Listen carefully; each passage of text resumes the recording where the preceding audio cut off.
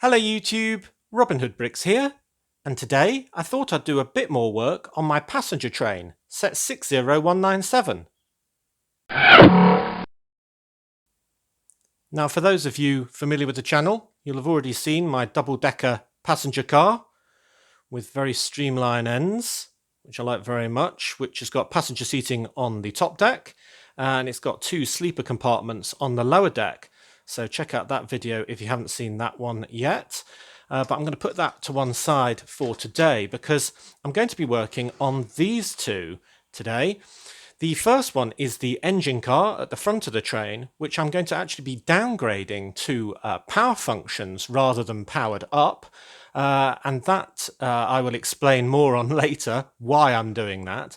And the second main thing I want to do is on the back cab, which I've already put the red lights on, in that I want to turn this into a cab car.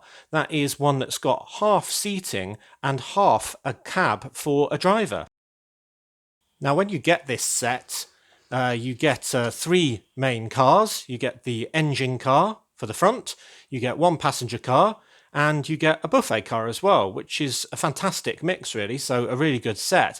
But if you want to buy a second set to make this double-ended, then you end up with two passenger cars, two buffet cars, and two engines. Now, the buffet car that you've got surplus is very easy to convert into a normal passenger car, so I won't bother showing you that because it's a bit trivial really. But the fact that we've got two engine cars on such a short train doesn't really make a lot of sense to me, and that's why I want to change one of them into a cab car. Indeed, if you think about the German ice trains, which a lot of these trains are sort of loosely based on, you'll end up with 16 cars on a full ICE one, and that would be an engine car on each end, but with 14 passenger cars in between the two ends.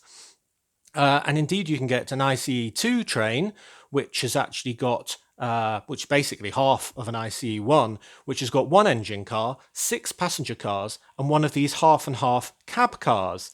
And then you could join two ICE2 trains together to make 16, which would be the equivalent of an ICE1.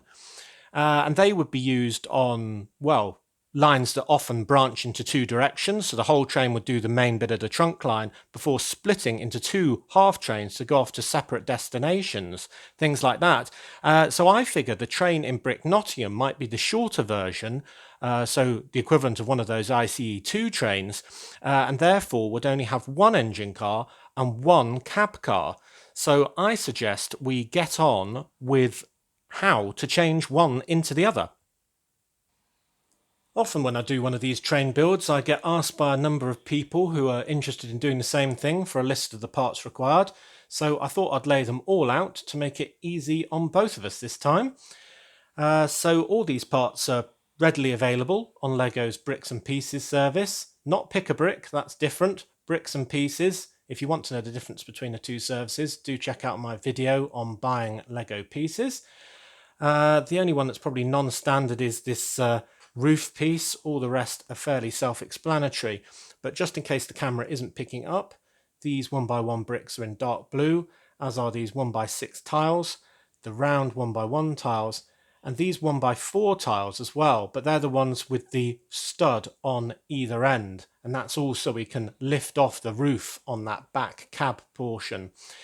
So, when you are taking apart your engine car, don't throw the pieces too far afield because we will be reusing a lot of the parts from the donor engine car to make our cab car. And I think the next step is to strip our engine car down to this white stripe level. So I'm going to go ahead and do that. Right, so after stripping down your old engine car, you should end up with something that looks a bit like this. And I've tried to take off the bits that we don't need in chunks, just so when we recycle a piece we can kind of see where it came from. So that's all over there. And the first step is to just redo this white stripe, because we will want it to still look the same in profile as all of our other carriages. So that means we remove most of it, but we do keep one pair of the panel pieces in this position with a gap that's too long for our new plates here, and then our 6 and our 12 to complete the white stripe along the back. Now, you don't actually need a 6 and a 12 long plate here. You could use an 8 and a 10 or something like that on each side, as long as you've got a complete stripe like that. Then the next stage is to add kind of the wall between the front and the back, and that's just with 3 bricks and 2 plates, just to get the proportions right. And we put that in the middle of the panel pieces like that, and then we're going to steal some of these bracket pieces, one on each side, and just fill in the gap. I'm just going to use these brown plates just because they're available from the original set, so it's kind of got a setup like that. Then I'm going to reuse the small windows that were next to the driver and hold those together using some recycled 1x6 plates as well. So that's looking like that. Then I can use one of these 4x6 plates to kind of join all of that together like that. And that will enable us to use our 2 4x4 plates in this gap to kind of recreate the effect that was going on with these sections. So for this side it would actually be, would it be that one? No, it'd be this one, wouldn't it? Like that. So basically the next stage is to then transfer the tile and these 2 wedge plates onto the 4x4 plate on each side. So I'll do that next. Right, so now that should look like that on one side and like that on the other. So that's all good. And then the next bit's relatively simple. We need to start recycling these bricks. So if you take those sections, we'll need the 1x4 plate and the kind of stickered piece that transitions from grey back to blue. And then we'll need the rest of our grey plate layer like that on both sides, because that is the grey stripe that we want to maintain. And then we just need to start adding the kind of window layer with a stack of 1x1 dark blue bricks, our main body of windows, which we want to do 5 together. 3, 4, 5, and then we're going to reuse that double blue brick, which are the 1x2s, before our 6th and final window for this side, and then 2 1x1 bricks, and that completes that level. And then we need the grey brick stripe, so we're going to reuse that now, and then our new bricks of the 6 and the 8 long, or a combination of other bricks that comes to the same length. So we've got that, and then you can see that that's maintaining the stripe of a regular carriage, kind of stripe profile, and it's got the same end as well. Now, if you have got a spare sticker sheet or some spare stickers, you can actually now apply the seat ones to this brick here, so that also continues the theme of the rest of the train wherever there's seating. So I'm going to add a sticker on there and do the other side. Hey, looking good. I think that looks rather fantastic already, if you ask me. It's got all the main features from the engine car, given it's got this diagonal stripe and the transition into blue, just like we had on the original, except they've kind of been squished up towards the front. And then the back end of it looks exactly the same as a passenger car, which is exactly how I'd want it. Now, before I go too much further, I better focus on the insides. So if I take off this piece and add in the 2 2x2 bricks with the dark bluish grey plate on top, then that will plug the first of the holes into the abyss or the tracks below. And then the second one I'm going to add just onto one of the normal seat and table setups, just staggered like that. So when I put it into position on the inside of this carriage, it actually plugs that gap as well. I mean, you don't need to plug those holes in the floor, but I think it certainly improves the inside look. So there we go. There is a table and chairs right in the middle of those windows. Now the next stage requires a few borrowed pieces, so we need the other 4x6 dark blue plate that we can put on there. And then we also need to take the bits that are from these plates here and put them on there. And indeed the 2x4 brick there. Then we can put on one of our new roof pieces with some of our new 1x6 tiles, and that kind of fully makes that finished. And then this will be the roof section that we can pull off.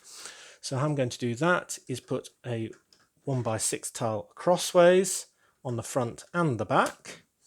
Then I'm going to add one of those 1x4s with the studs there and there, and I'm doing those diagonally just so it's a bit easier to take the roof off. And then I'm going to add the round ones because that's the style of the passenger carriages. They have those on. I mean, you don't have to do this bit. And then to fill in those gaps, I'm actually going to steal some 1x4 tiles from our old roof because it will be slightly different now. 1, 2, 3, 4, and then we've got our carriage complete bar the removable roof. So I think you'll agree that's looking really good. So we just need to do one roof section now. So onto the roof, we should have 3 sections from the existing carriage, which we can reuse and put those bits to one side. And then we should have left one of our new ones. So we can do one with 6 long tiles, then 4 long tiles for the second one, and then 4 long tiles onto the third one, which has already got the grill pieces on, and that's the length of roof that we need. And then just to secure it, as usual, we'll add on what we should have left, 3 remaining 2x4 plates. So that will just go on there. But we do want it to look similar to the other one.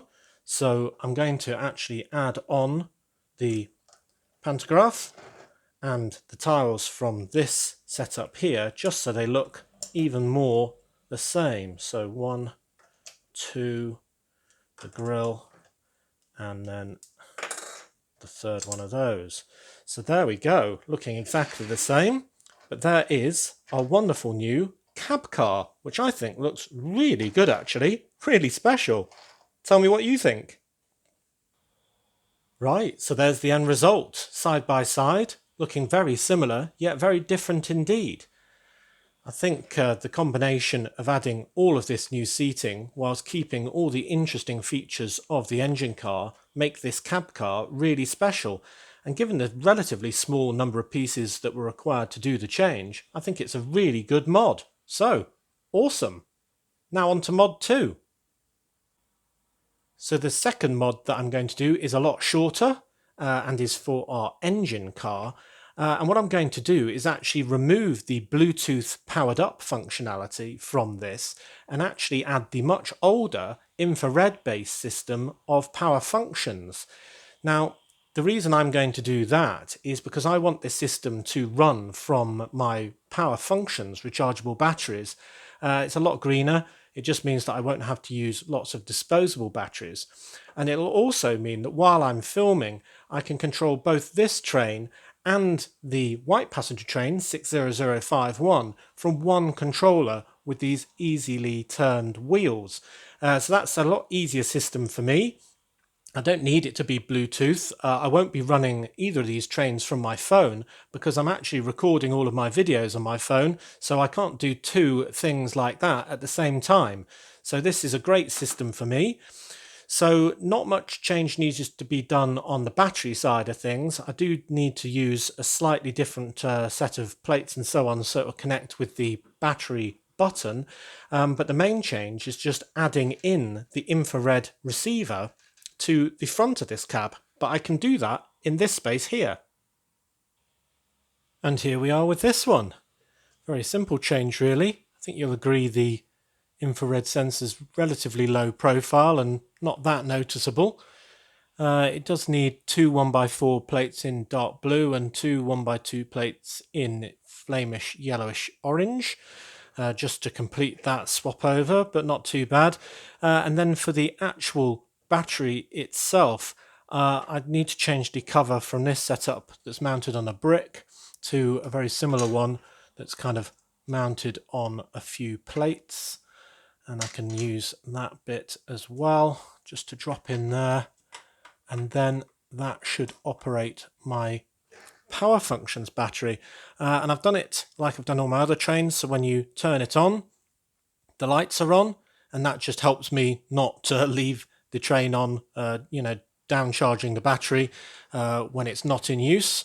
And it also means that now I should be able to control this train with my remote. So that's really good. So now I can have on one loop of train track my white train and this train running both at the same time, hopefully without crashing, because I can actually control both of them using my left hand, using these two dials. And that's really why I've done it this way. So I've got optimal control for having, well, two trains on one loop, which from past experience is pretty dangerous. But let's see how it's improved things by putting all of this stuff that we've done into the Lego room, into Brick Nottingham's train system, and see how it fares. Right, so there's our wonderful new cab car as part of the passenger train 60197, which I always call the Patreon train just because it was paid for using all of the proceeds from my wonderful and generous Patreon supporters. And the whole point of this video really, or at least the swap onto power functions, was so I could have this and my fast passenger train 60051 running on this same loop of track. And I have done this before, but with two totally separate remotes and separate systems, it was very hard to keep them apart. So I'm hoping that this will be a lot easier. So the proof is in the pudding. Oh, wrong way. Let's set, bad start. Let's set the Patreon train going that way, and the fast passenger train following it. And I think with one thumb controlling all of these, I should be able, he says, to keep them apart. They're getting very close. I should be able to make micro adjustments. Maybe slow down the white one a bit there. I'm having to try and film and watch these trains. Yeah, so they're on the same system now. And it is a bit of a mad panic, but slightly less problematic than it was before, just because I don't have to keep reaching for a different remote to change the speed of each train. So that's looking pretty good if you ask me. White's probably going a bit fast now, slow that down. So let's look at the station view with the Patreon train and the white train. Looking good. Yeah, I think this system is working. I suppose there's a contingent of you guys who definitely do want to see a derailment and a big crash. Arguably we should have a sweepstake on when or where that's going to happen. But actually they seem quite well spaced now, and with them being on the same system, arguably they're getting roughly the same amount of power, though of course they will be different weights and have different sort of levels of friction and so on. Yeah, but I think they're pretty much at opposite sides of the room now, which makes the whole system look like it's a lot more busy in a way. And that is the aim. So where you look, there is a train coming along soon. So we'll look at this crossing lower down.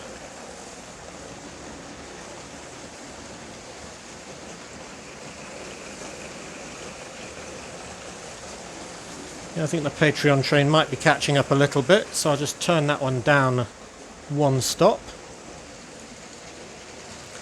Right, maybe we should get the cargo train going. The longest train in the room. So let's see if we can get that going. There we go. 3 engines on there. And 1, 2, 3, 4, 5, 6, 7, 8, 9, 10, 11, 12, 13 cars and a pump wagon. So far. Oh, it's caught up. I caught it in time though, so I can speed up the Patreon train and maybe slow down the white train a little bit as well. Give them a chance to separate. Oh, this is definitely a lot easier. Yeah, I'm really happy with that.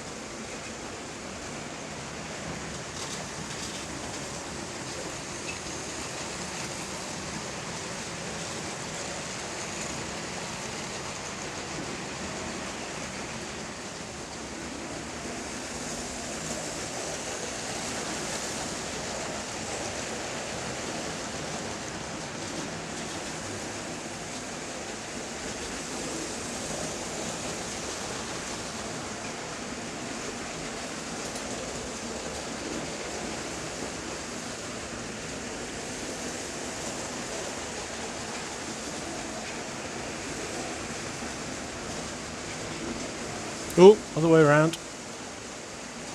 Oh, slow down, please. It's quite complicated because you have to watch what you're filming and watch for collisions.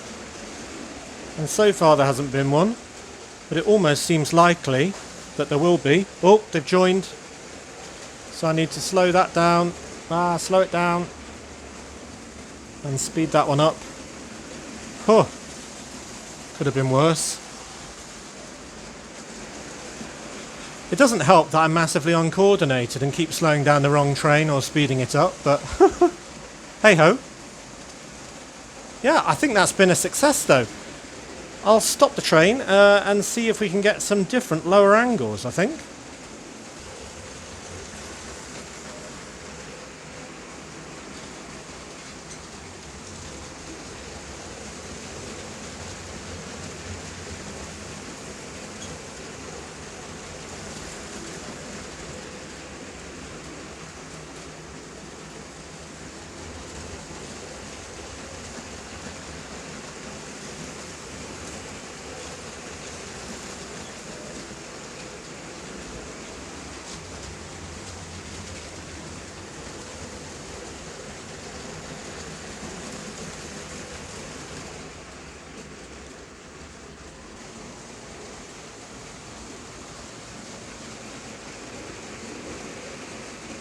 I never get tired in my city of seeing the trains passing through all the little gaps between buildings.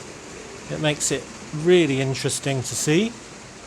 And I think you can see just in the distance underneath that red girder bridge, there we go. There's the Patreon train. Really good fun.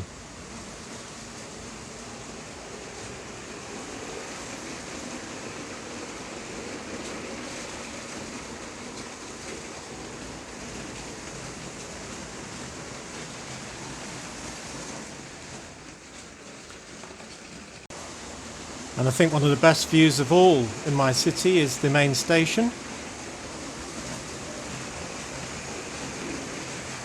which is now a very busy station indeed.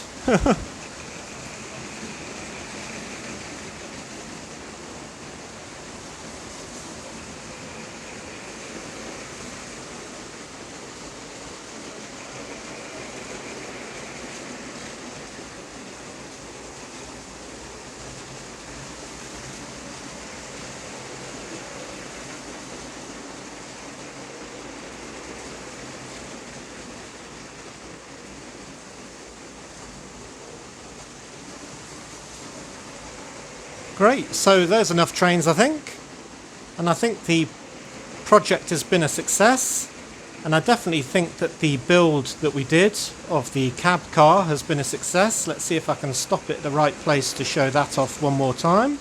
There we go. There is our wonderful cab car. So yeah, really good video I think, but do tell me what you think, because I'm always interested in your opinions. So, as always, thank you very much for watching. It is appreciated. Do remember to like, comment and subscribe for more awesome LEGO videos. And if you value this channel, there are many ways in which you can support it. Do see the details in the description below. And next time on Robin Hood Bricks, we'll be going back to our GBC factory build for part 4 on Monday, then a brick haul, and then back to the city next Friday. So, see you then!